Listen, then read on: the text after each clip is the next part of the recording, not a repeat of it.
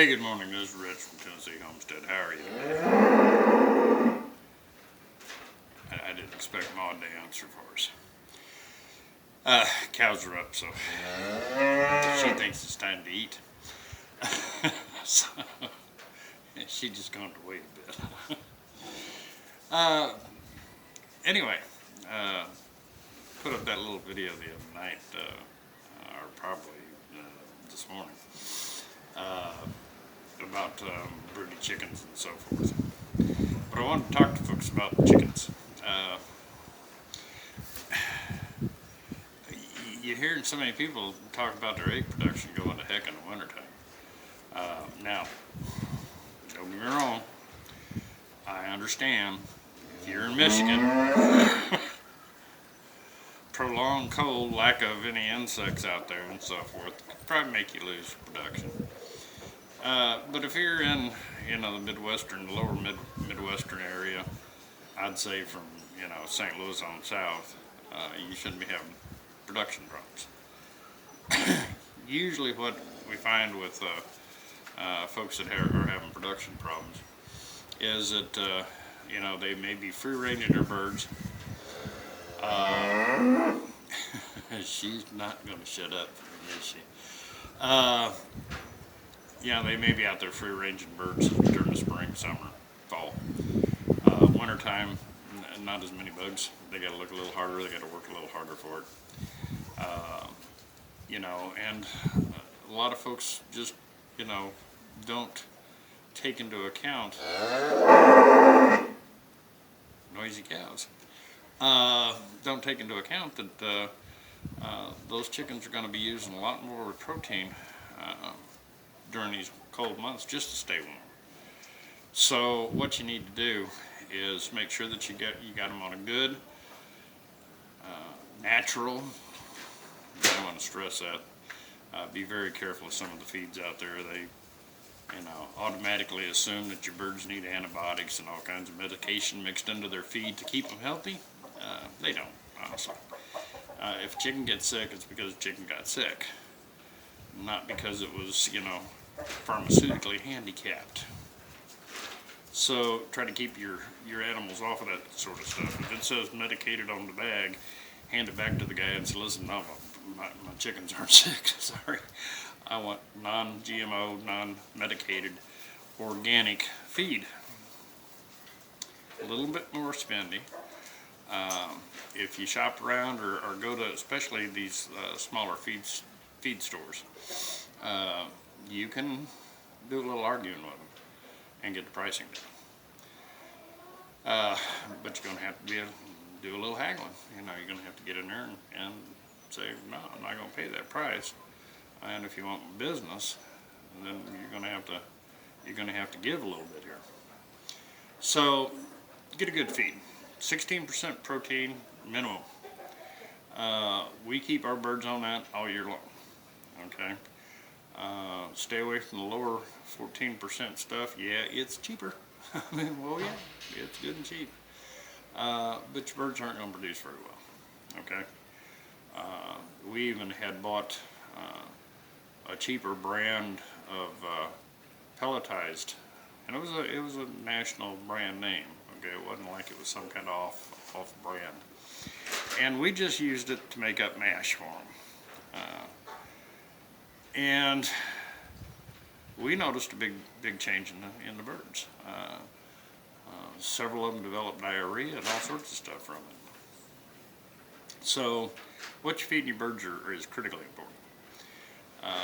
We also supplement with a scratch. Now, we don't buy the chicken scratch, okay? We go out and usually get big bags of songbird or wild bird feed for them. They don't need everything in that, okay? Trust me. But there's a lot of black sunflower in it, and the oils are very good for your chickens. There's a lot of whole corn in it, and the oils in the whole corn are very good for your chickens. Oils which get lost in cracked corn. Please keep that in mind. You want good healthy birds, stick with whole corn. Because the oils and so forth that remain in that kernel for those birds is what they need. So stay with that. And like I said, you know, yeah, granted, using a good grade of wild bird feed, they're not going to eat everything in there. Okay? Well, there's birds around that'll eat that for you. Trust me, we have all kinds of birds come down and join our chickens. Usually after the chickens walk away, suddenly the flock of birds come in.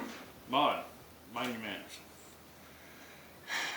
Just never taught that girl how not to talk out of turn.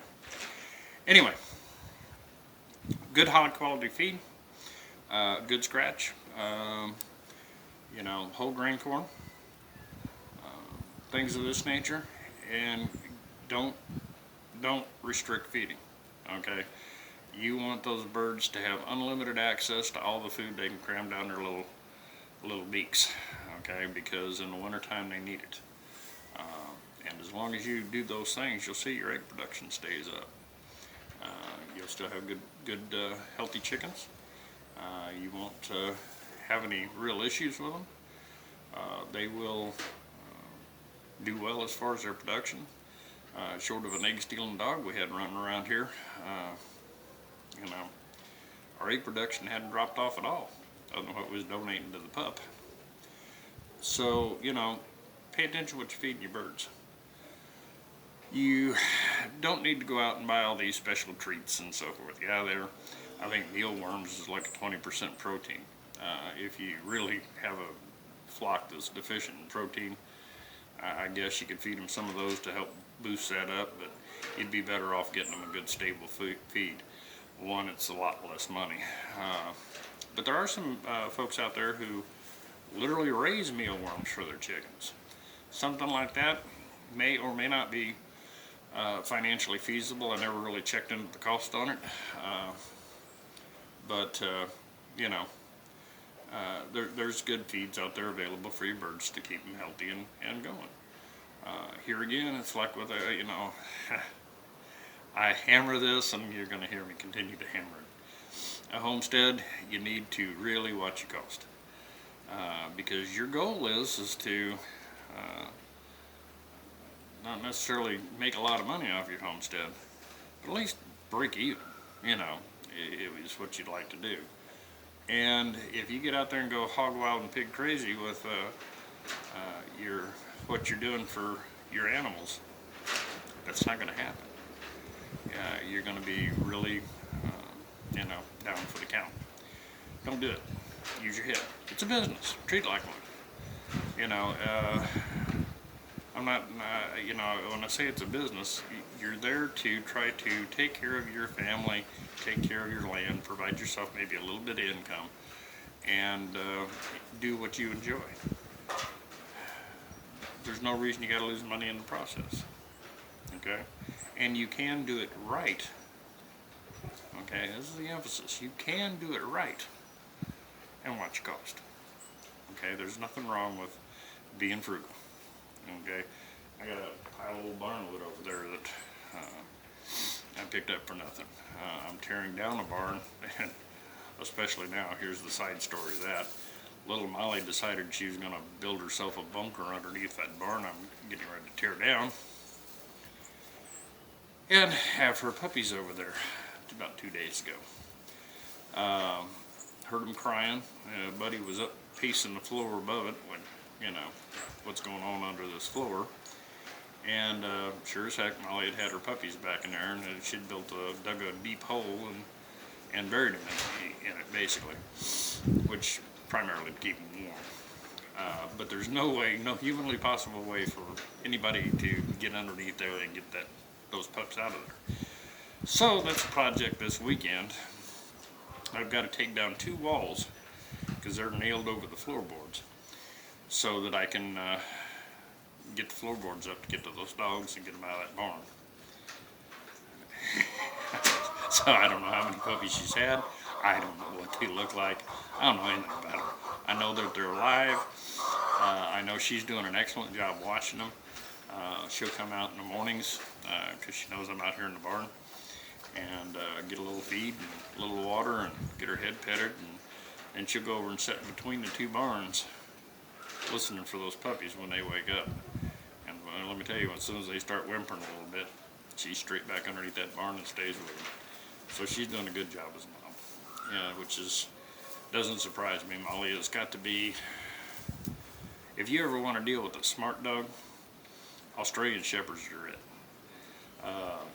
People say that they're a pain in the butt. Well, if you got one in the suburb, good luck. Because if that dog doesn't have a job to do and things to chase, it's going to get crazy on you. They're a very intelligent dog that you have to keep challenged all the time. Luckily here on a small farm, she has those challenges. And let me tell you something, she's my right hand. I'm dealing with the larger animals. She just stays by my side and makes darn sure that those animals give me my space and don't get overly excited, or she's going to deal with them. And it's kind of funny seeing that little bitty dog run a 1,200 pound cow like that, and the cow's afraid of her, because they will nip the heck out of them. You know, they do get the job done. So, you know, like I said, on your chickens, that's what I originally started talking. I kind of wander off. Comes with age. Yeah, Maud, you don't have to chime in on it. You know, high protein. Keep your birds up, keep them fed. You know, birds, those chickens want 14 hours of light for their highest production. In the wintertime, you're not going to have 14 hours of daylight. Okay? That's the reason I run lights in the coop. And I have found, I've done both, incandescent lights and fluorescent lights. Fluorescent lights are a little less expensive to run, and seem to be a better lighting for the birds. They seem to do better with fluorescent light as opposed to incandescent light. You can pick up a cheap 2-lamp fluorescent light for, you know, $20, brand new in the box. Look around, you probably find one used for about $5. So, you know, it's a good way to go. Leave it on for a few hours. Around here in the wintertime, 5 o'clock it's dark. Okay, we leave that light on till about 8 or 8:30 at night, and you'll go out there and those chickens are up scratching and eating and running around and doing all kinds of stuff until you turn that light off. They don't go to bed. And I think that also has a large part to do with the reason the production just is unchanged, winter or summer, because we keep them fooled that it's summer. Try to. Seem to understand when they step outside that coop. Oh man, it's cold. But, you know, they do real well. So, if you want your birds to continue to produce, give them a couple extra hours of light. Like I said, my preference now, this is what works for me. Doesn't necessarily mean it's going to work for you. Okay. I prefer the fluorescents to the incandescents. I have seen, when we first put them in the temporary coop, I had incandescent light in there. And even though I left the light on, I would go in at about 7 o'clock, and those birds would all be roosted up and sleeping. Okay, all of them. It took the ones that were in the summer coop a little while to adjust to the longer lighting hours, because they were used to 5 o'clock good night, you know. But now they're up and eating. Last night when I came out, it was probably 8:15, 8:30 when I shut the coop down. And, you know, all of them were still up doing their thing. I think there was only 2 birds up on the roost. I left the barn lights on, turned off their overhead light, which just kind of left a little bit of light to where they could find their way to their roost. And they roost down, and after about 10 minutes, then I'll shut down the barn lights after I fed the dogs. So, it works. You know, it works for me. You know, we get the same egg production winter, summer, spring, and fall. Now, in the summertime and in the springtime, when there's lots of bugs, even into early fall, we do watch what we feed them. We only put out you know, a limited amount of feed, and if they eat it, they eat it. That's it for the day, girls. Hope you got some bugs. And they do fine with that. Okay. You can cut, that's where you start balancing out your cost a little bit. You can take and restrict their feed back a little bit during the spring and summer to what they need. They get out there and they'll hunt bugs and carry on. Matter of fact, I prefer them to come out of that coop a little hungry. And usually the way it'll work is they'll eat all that feed up by the time they roost. And then in the morning they're looking at empty feeders, and it's like, oh my gosh, let's run out, grab our scratch, and go get busy. And then while they're out doing that, I'll go ahead and refill their feeders. So that if they are having an unsuccessful hunt, you might say, the girl can go in there and get something to eat. So that's kind of how you balance it out. Withhold feed a little bit in the spring and summer and early fall, but late fall and through the winter, unlimited feed. You know, let them eat all they can eat. High protein food, and that will keep your egg production pretty solid. The extra couple hours of light, I've played with this because I'd heard people say, doesn't matter. And I tried it. Didn't work. I lost production. Okay, a couple of years back I tried it. Lost production. Now I've learned to keep the coop lit for a couple more hours and make them think that it is still summertime. Okay, it works. Just about everybody I've talked to says they've done it and it works. Okay, and like I said, I've even played with the difference between incandescent lighting and fluorescent lighting, and I have found fluorescent lighting seems to be really a good light for them. They seem to think it's more sunshine than not. So these are some tips on how to keep your birds producing. You know, other than the standard ones. Now, like right now, I've got my birds kind of crowded in, a lot more crowded than I like them to be. When we get the new coop over here finished up, then they're going to have a lot more space, a lot more roosting area. I'm planning on putting in a different style of feeders. Instead of having a bunch of small feeders scattered around like I have in this temporary coop, I'll go back to using the 4-foot long tube feeders. And a little less mess. They don't throw as much out. I'll show you those whenever we get those put in of how they work. It work out real good. Just remember, only fill them half full, because if you fill them any fuller than half full, they get in there and they swing their heads around when they're eating, and they still sling food everywhere. At half full, it all stays inside the feeder, and you don't lose much in waste. So I hope these little chicken tips have helped. Give it a try. Especially if you're having production problems. Now, if you've had them on a low protein food and so forth, it may take a while for that to get caught up. But all I can tell you is going into winter, plenty of food, high protein, lots of corn, lots of scratch, lots of black sunflower seed, and they'll do fine. A couple extra hours worth of light. If you do these things, I can just about assure you that you're gonna keep your production up, and you're not gonna spend a fortune doing it. Okay. Well, this is Rich from Tennessee Homestead. I've got cows out here that are demanding my attention. They like food, so I better get back to work. Y'all have a good day.